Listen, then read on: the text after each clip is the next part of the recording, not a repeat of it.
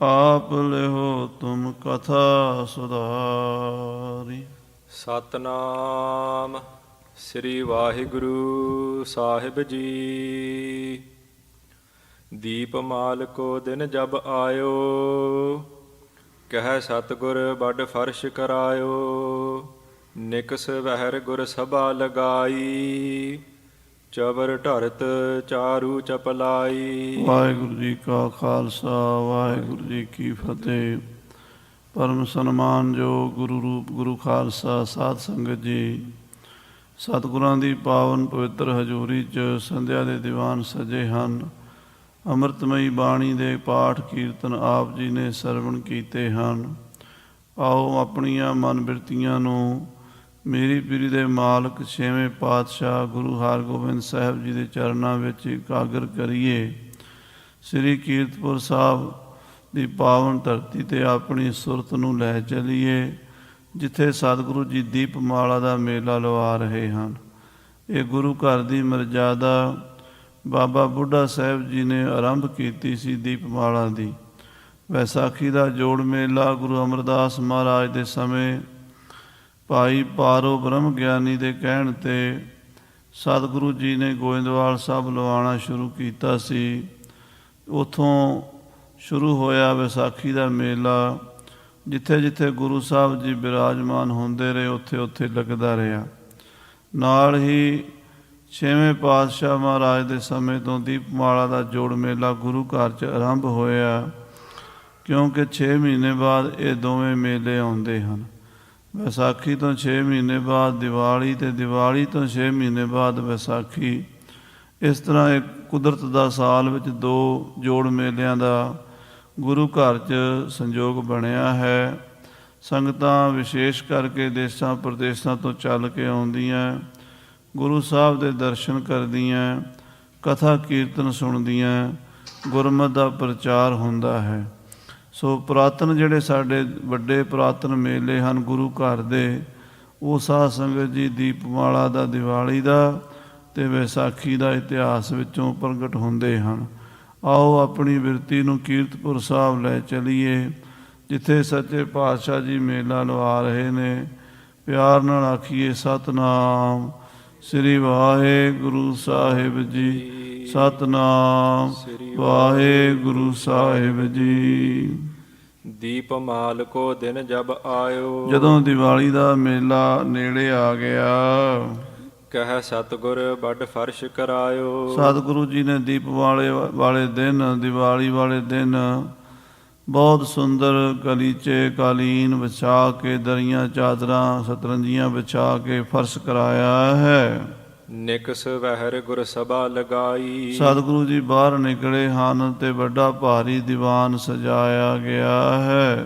ਚਵਰ ਢਰਤ ਚਾਰੂ ਚਪਲਾਈ, ਮਹਾਰਾਜ ਦੇ ਸੀਸ ਤੇ ਬੜਾ ਸੁੰਦਰ ਚੌਰ ਝੂਲਦਾ ਹੈ। ਭਰਾਤ ਸਮੇਤ ਜੋਧ ਅਵਨੀਪ, ਭਾਈ ਜੋਧ ਸ਼ਾਹ ਜੀ ਦੀਨੇ ਕਾਂਗੜ ਦੇ ਚੌਧਰੀ ਉੱਥੋਂ ਦੇ ਰਾਜੇ ਹੋਏ ਹਨ।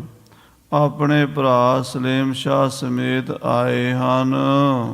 ਬੈਠਿਓ ਬੰਦਨ ਠਾਨ ਸਮੀਪ, ਆਪਣੀ ਫੌਜ ਸਮੇਤ ਜੋਧ ਸ਼ਾਹ ਨੇ ਆ ਕੇ ਛੇਵੇਂ ਪਾਤਸ਼ਾਹ ਨੂੰ ਨਮਸਕਾਰ ਕੀਤੀ, ਮੱਥਾ ਟੇਕਿਆ ਤੇ ਦਰਬਾਰ ਵਿੱਚ ਸਤਿਗੁਰਾਂ ਦੇ ਕੋਲ ਬੈਠ ਗਿਆ। ਕੰਚਨ ਦੰਡ ਧਾਰ ਤਹਿ ਖਰੇ, ਸੋਨੇ ਦੇ ਡੰਡੇ ਫੜ ਕੇ, ਚੋਭਾਂ ਫੜ ਕੇ ਚੋਭਦਾਰ ਖੜੇ ਹਨ। ਭਾਟ ਨਕੀਬ ਗੁਰੂ ਜਸ ਕਰੇ, ਭੱਟ ਨਕੀਬ ਗੁਰੂ ਦਾ ਜਸ ਗਾ ਰਹੇ ਨੇ। ਸਵਈਏ ਪੜ੍ਹਦੇ ਨੇ, ਗੁਰੂ ਸਾਹਿਬ ਦੀ ਉਸਤਤ ਗਾਇਨ ਕਰਦੇ ਨੇ। ਸਗਲ ਦੇਸ਼ ਤੇ ਸੰਗਤ ਆਈ, ਦੇਸ਼ਾਂ ਪ੍ਰਦੇਸ਼ਾਂ ਤੋਂ ਦੂਰੋਂ ਦੁਰਾਡਿਓਂ ਸੰਗਤਾਂ ਆਈਆਂ ਹਨ। ਅਨਕ ਉਪਾਇਨ ਅਦਭੁਤ ਲਿਆਈ, ਸਾਰੇ ਦੇਸ਼ਾਂ ਦੀ ਸੰਗਤ ਆਈ ਹੈ ਤੇ ਵਧੀਆ ਤੋਂ ਵਧੀਆ ਉਪਹਾਰ, ਚੰਗੇ ਘੋੜੇ, ਚੰਗੇ ਸ਼ਸਤਰ, ਚੰਗੇ ਬਸਤਰ ਗੁਰੂ ਘਰ ਵਾਸਤੇ ਸੰਗਤਾਂ ਲੈ ਕੇ ਆਈਆਂ ਹਨ। ਖਰੋ ਮੇਵਰੋ ਹਿਤ ਅਰਦਾਸ, ਤੇ ਮੇਵੜਾ ਸਾਧ ਸੰਗਤ ਜੀ ਅਰਦਾਸ ਵਾਸਤੇ ਖੜਾ ਹੋਇਆ ਹੈ। ਲੇਤ ਅਕੋਰਨ ਅਰਪਤ ਪਾਸ, ਔਰ ਮੇਵੜਾ ਸੰਗਤਾਂ ਦੀਆਂ ਭੇਟਾਵਾਂ ਲੈ ਲੈ ਕੇ ਗੁਰੂ ਸਾਹਿਬ ਅੱਗੇ ਅਰਦਾਸ ਕਰਦਾ ਹੈ। ਅਰਦਾਸੀਏ ਨੂੰ ਪੁਰਾਤਨ ਜ਼ਮਾਨੇ 'ਚ ਮੇਵੜਾ ਕਹਿੰਦੇ ਸਨ। ਮੇਵੜਾ ਸੰਗਤ ਦੀ, ਕਿਹੜੇ ਇਲਾਕੇ ਦੀ ਸੰਗਤ ਆਈ ਹੈ, ਕਿੰਨੀ ਸੰਗਤ ਆਈ ਹੈ, ਕੀ ਭੇਟਾ ਲੈ ਕੇ ਆਈ ਹੈ, ਕਿਹੜਾ ਉਹਨਾਂ ਦਾ ਮੁਖੀ ਮਸੰਦ ਹੈ, ਉਹ ਗੁਰੂ ਸਾਹਿਬ ਤੱਕ ਪਹੁੰਚਾਉਂਦਾ ਸੀ। ਅਰਦਾਸ ਬੇਨਤੀ ਕਰਦਾ ਮੇਵੜਾ, ਦਰਬ ਵਿਭੂਖਨ ਬਸਤਰ ਅਜਾਇਬ। ਬੜੇ ਬੜੇ ਸੁੰਦਰ ਬਸਤਰ, ਬਹੁਤ ਸੋਹਣੇ ਗਹਿਣੇ, ਬਹੁਤ ਸਾਰੀ ਮਾਇਆ ਸਿੱਖ ਲੈ ਕੇ ਆਏ ਹਨ। ਉਚਿਤ ਪਹਿਰਵੇ ਸਤਿਗੁਰ ਸਾਹਿਬ। ਮਹਾਰਾਜ ਦੇ ਪਹਿਨਣ ਵਾਸਤੇ ਬੜੇ ਸੁੰਦਰ ਬਸਤਰ, ਵਧੀਆ ਤੋਂ ਵਧੀਆ ਬਸਤਰ ਆਏ ਹਨ। ਭੇਟਨ ਕੇ ਅੰਬਾਰ ਅਗਾਰੀ। ਗੁਰੂ ਸਾਹਿਬ ਜੀ ਦੇ ਸਾਹਮਣੇ ਭੇਟਾਵਾਂ ਦੇ ਅੰਬਾਰ ਲੱਗ ਗਏ ਹਨ, ਉਪਹਾਰਾਂ ਦੇ ਢੇਰ ਲੱਗ ਗਏ ਹਨ। ਲਗੇ ਸਕਲ ਵਸਤੂ ਮੁੱਲ ਭਾਰੀ। ਬਹੁਤ ਕੀਮਤੀ, ਜਿਹਦਾ ਮੁੱਲ ਬਹੁਤ ਜ਼ਿਆਦਾ ਹੈ, ਭਾਰੀ ਮੁੱਲ ਦੀਆਂ ਚੀਜ਼ਾਂ, ਉਹਨਾਂ ਵਸਤੂਆਂ ਦੇ ਅੰਬਾਰ ਲੱਗ ਗਏ ਹਨ। ਸੁੰਦਰ ਪਰਮਾਨੰਦ ਢਿਗਹੇਰੇ। ਭਾਈ ਪਰਮਾਨੰਦ ਜੀ ਤੇ ਭਾਈ ਸੁੰਦਰ ਜੀ, ਜਿਹੜੇ ਕਿ ਸ੍ਰੀ ਗੁਰੂ ਅਮਰਦਾਸ ਮਹਾਰਾਜ ਤੀਸਰੇ ਪਾਤਸ਼ਾਹ ਜੀ ਦੇ ਪੜ ਪੋਤਰੇ ਸਨ, ਉਹ ਬਾਬੇ ਗੁਰਦਿੱਤੇ ਦੇ ਭੋਗ ਤੇ ਆਏ ਸਨ, ਵਾਪਸ ਗਏ ਨਹੀਂ, ਕਿਉਂਕਿ ਸਾਰੀਆਂ ਸੰਗਤਾਂ ਲਗਭਗ ਰਹਿ ਗਈਆਂ ਸਨ ਕਿ ਗੁਰੂ ਸਾਹਿਬ ਜੀ ਦੇ ਕੋਲ ਰਹਿ ਕੇ ਦੀਪਮਾਲਾ ਦਾ ਜੋੜ ਮੇਲਾ ਕਰਕੇ ਹੀ ਜਾਵਾਂਗੇ। ਚਿਤਵਤ ਵਧਿਓ ਪ੍ਰਤਾਪ ਵਧੇਰੇ। ਭਾਈ ਬਾਬਾ ਸੁੰਦਰ ਜੀ ਤੇ ਬਾਬਾ ਪਰਮਾਨੰਦ ਜੀ ਭੱਲੇ ਸਾਹਿਬਜ਼ਾਦੇ ਚਿਤਵਦੇ ਨੇ, ਸੋਚਦੇ ਨੇ ਵੀ ਦੇਖੋ ਗੁਰੂ ਘਰ ਦਾ ਹੁਣ ਕਿੰਨਾ ਪ੍ਰਤਾਪ ਵੱਧ ਗਿਆ ਹੈ। ਕਦੀ ਉਹ ਸਮਾਂ ਸੀ ਜਦੋਂ ਸ੍ਰੀ ਗੁਰੂ ਨਾਨਕ ਦੇਵ ਜੀ ਮਹਾਰਾਜ ਮਾਇਆ ਨੂੰ 12 ਕੋਹ ਦੂਰ ਖੜੀ ਕਰ ਛੱਡਿਆ ਸੀ।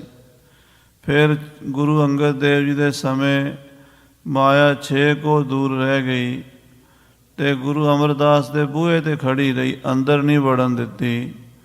ਗੁਰੂ ਰਾਮਦਾਸ ਸਾਹਿਬ ਦੇ ਸਮੇਂ ਮਾਇਆ ਨੂੰ ਸੇਵਾ 'ਚ ਲਾਇਆ ਗਿਆ ਹੈ। ਅੱਜ ਕਿੰਨੀ ਮਾਇਆ ਚੜ੍ਹਦੀ ਹੈ, ਕਿੰਨਾ ਪ੍ਰਤਾਪ ਵੱਧ ਗਿਆ ਹੈ ਗੁਰੂ ਘਰ ਦਾ, ਉਹਦਾ ਹਿਸਾਬ ਲਾਉਣਾ ਮੁਸ਼ਕਲ ਹੈ। ਪੀਰੀ ਮੀਰੀ ਜੁਗਲ ਵਿਸਾਲਾ। ਕਹਿੰਦੇ ਗੁਰੂ ਮਹਾਰਾਜ ਦੇ ਘਰ ਮੀਰੀ ਵੀ ਹੈ, ਗੁਰੂ ਮਹਾਰਾਜ ਦੇ ਘਰ ਪੀਰੀ ਵੀ ਹੈ। 6ਵੇਂ ਪਾਤਸ਼ਾਹ ਮੀਰੀਆਂ ਪੀਰੀਆਂ ਦੇ ਮਾਲਕ ਹਨ। ਵਰਤੀ ਭਲੇ ਰਿਪਨ ਘਰ ਕਾਲਾ। ਕਹਿੰਦੇ ਗੁਰੂ ਘਰ 'ਚ ਮੀਰੀ ਪੀਰੀ ਵਰਤ ਗਈ ਤੇ ਵੈਰੀਆਂ ਦੇ ਘਰ ਕਾਲ ਪੈ ਗਿਆ। ਗੁਰੂ ਪੰਥ ਦੇ ਜਿਹੜੇ ਦੋਖੀ ਸਨ, ਉਹਨਾਂ ਦੇ ਘਰ ਕਾਲ ਪੈ ਗਿਆ ਤੇ ਗੁਰੂ ਘਰ 'ਚ ਮੀਰੀਆਂ ਵੀ ਆ ਗਈਆਂ ਤੇ ਪੀਰੀਆਂ ਵੀ ਆ ਗਈਆਂ। ਸ਼੍ਰੀ ਅਰਜਨ ਸੁਤ ਜੋਧਾ ਬਲੀ। ਗੁਰੂ ਮਹਾਰਾਜ ਗੁਰੂ ਅਰਜਨ ਦੇਵ ਜੀ ਦੇ ਸਪੁੱਤਰ ਗੁਰੂ ਹਰਗੋਬਿੰਦ ਸਾਹਿਬ ਜੀ ਕਿੱਡੇ ਯੋਧੇ ਹਨ, ਕਿੱਡੇ ਬਲੀ ਹਨ। ਦਲ ਭੰਜਨ ਗੁਰ ਸੂਰਮਾ ਬੜ ਯੋਧਾ, ਬਹੁ ਪਰਉਪਕਾਰੀ। ਇਹਨਾਂ ਦਾ ਕਿਤਨਾ ਜ਼ਿਆਦਾ ਪ੍ਰਤਾਪ ਹੈ। ਬਾਬਾ ਸੁੰਦਰ ਤੇ ਬਾਬਾ ਪਰਮਾਨੰਦ ਜੀ ਸੋਚ ਰਹੇ ਹਨ, ਜਗ ਬਿਸਤੀਰਤ ਕੀਰਤ ਭਲੀ। ਕਿ ਦੇਖੋ ਇਹਨਾਂ ਦੀ ਕਿੰਨੀ ਕੀਰਤੀ ਹੈ, ਕਿਤਨਾ ਇਹਨਾਂ ਦਾ ਪ੍ਰਤਾਪ ਹੈ। ਜਿਵੇਂ ਕਿ ਗੁਰੂ ਦਰਬਾਰ ਦੇ ਢਾਡੀ ਭਾਈ ਨੱਥਾ ਤੇ ਅਬਦੁੱਲ ਨੇ ਲਿਖਿਆ ਨਾ, ਪੱਗ ਤੇਰੀ ਕੀ ਜਹਾਂਗੀਰ ਦੀ। ਪੱਗ ਤਾਂ ਮਹਾਰਾਜ ਸ੍ਰੀ ਗੁਰੂ ਹਰਗੋਬਿੰਦ ਸਾਹਿਬ ਜੀ ਤੁਹਾਡੇ ਸੀਸ ਤੇ ਬੱਝੀ ਹੋਈ ਹੈ, ਇੱਜ਼ਤ ਤਾਂ ਤੁਹਾਡੀ ਹੈ। ਤੁਹਾਡੇ ਸਾਹਮਣੇ ਜਹਾਂਗੀਰ ਦੀ ਪੱਗ ਦੀ ਕੀ ਔਕਾਤ ਹੈ। ਕਹਿੰਦਾ ਤੇ ਕਹਾਉਂਦਾ ਤੇ ਆਪਣੇ ਆਪ ਨੂੰ ਹਿੰਦੁਸਤਾਨ ਦਾ ਬਾਦਸ਼ਾਹ ਜਹਾਂਗੀਰ ਹੈ, ਪਰ ਪੱਗ ਤੇਰੀ, ਪੱਗ ਤਾਂ ਤੁਹਾਡੀ ਹੈ ਮਹਾਰਾਜ। ਕੀ ਜਹਾਂਗੀਰ ਦੀ, ਜਹਾਂਗੀਰ ਦੀ ਪੱਗ, ਉਹਦੀ ਇੱਜ਼ਤ, ਉਹਦਾ ਪ੍ਰਤਾਪ ਆਪ ਜੀ ਦੇ ਸਾਹਮਣੇ ਫਿੱਕਾ ਪੈ ਜਾਂਦਾ ਹੈ। ਹਿਮ ਸਾਹਿਬ ਜ਼ਾਦੇ ਚੌਂ ਘਰ ਕੇ। ਇਸ ਤਰ੍ਹਾਂ ਸਾਧ ਸੰਗਤ ਜੀ, 4 ਘਰਾਂ ਦੇ ਸਾਹਿਬਜ਼ਾਦੇ, 4 ਸਾਹਿਬਜ਼ਾਦੇ ਕਿਹੜੇ ਨੇ? ਇੱਕ ਤਾਂ ਆਪਾਂ 4 ਸਾਹਿਬਜ਼ਾਦੇ ਕਹਿੰਦੇ ਹਾਂ, ਬਾਬਾ ਅਜੀਤ ਸਿੰਘ ਜੀ, ਬਾਬਾ ਜੁਝਾਰ ਸਿੰਘ ਜੀ, ਬਾਬਾ ਜੋਰਾਵਰ ਸਿੰਘ ਜੀ, ਬਾਬਾ ਫਤਿਹ ਸਿੰਘ ਜੀ। ਉਹਨਾਂ ਦਾ ਸਭ ਤੋਂ ਜ਼ਿਆਦਾ ਉੱਚਾ ਰੁਤਬਾ ਇਸ ਕਰਕੇ ਕਹਿੰਦੇ ਆ ਕਿਉਂਕਿ ਉਹਨਾਂ ਨੇ ਬਹੁਤ ਵੱਡੀ ਕੁਰਬਾਨੀ ਚੜ੍ਹਦੀ ਜਵਾਨੀ ਦੇ ਵਿੱਚ ਸ਼ਹੀਦੀਆਂ ਪਾਈਆਂ ਹਨ। ਬਾਬਾ ਅਜੀਤ ਸਿੰਘ ਤੋਂ ਲੈ ਕੇ ਬਾਬਾ ਜੁਝਾਰ ਸਿੰਘ, ਜੋਰਾਵਰ ਸਿੰਘ ਜੀ, ਫਤਿਹ ਸਿੰਘ ਜੀ, ਉਹ ਵੀ ਸਾਹਿਬਜ਼ਾਦੇ ਬਹੁਤ ਉੱਚੇ ਮਹਾਨ ਹਨ। ਪਰ ਇੱਥੇ 4 ਘਰਾਂ ਦੇ ਸਾਹਿਬਜ਼ਾਦੇ ਉਹ ਕਿਹੜੇ ਨੇ? ਇੱਕ ਤਾਂ ਗੁਰੂ ਨਾਨਕ ਦੇਵ ਜੀ ਦੇ ਬੇਦੀ ਸਾਹਿਬਜ਼ਾਦੇ, ਇੱਕ ਗੁਰੂ ਅੰਗਦ ਦੇਵ ਜੀ ਦੇ 63 ਸਾਹਿਬਜ਼ਾਦੇ, ਇੱਕ ਗੁਰੂ ਅਮਰਦਾਸ ਸਾਹਿਬ ਜੀ ਮਹਾਰਾਜ ਦੀ ਭੱਲੇ ਦੀ ਕੁੱਲ ਭੱਲੇ ਸਾਹਿਬਜ਼ਾਦੇ। ਉਸ ਤੋਂ ਬਾਅਦ ਗੁਰੂ ਰਾਮਦਾਸ ਜੀ ਤੋਂ ਲੈ ਕੇ ਸੋਢੀ ਸਾਹਿਬਜ਼ਾਦੇ। ਇਹ 4 ਕੁਲਾਂ ਜਿਹੜੀਆਂ ਨੇ ਗੁਰੂ ਘਰ ਦੇ ਵਿੱਚ, ਇਹਨਾਂ ਨੂੰ ਸਾਹਿਬਜ਼ਾਦੇ ਕਹਿੰਦੇ ਆ।